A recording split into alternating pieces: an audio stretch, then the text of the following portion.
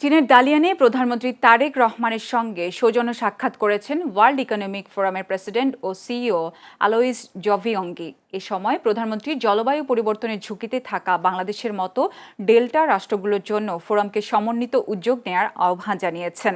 মঙ্গলবার স্থানীয় সময় বিকেল ৫টায় দালিয়ান আন্তর্জাতিক সম্মেলন কেন্দ্রে এই সাক্ষাৎ অনুষ্ঠিত হয়। এ সময় প্রধানমন্ত্রী জলবায়ু পরিবর্তন মোকাবিলায় ওয়ার্ল্ড ইকোনমিক ফোরামের বিভিন্ন উদ্যোগের প্রশংসা করেন। সমুদ্রপৃষ্ঠের উচ্চতা বৃদ্ধির ঝুঁকিতে থাকা দেশগুলোর সহযোগিতায় WEF-কে সমন্বিত উদ্যোগ নেয়ার আহ্বান জানান তিনি।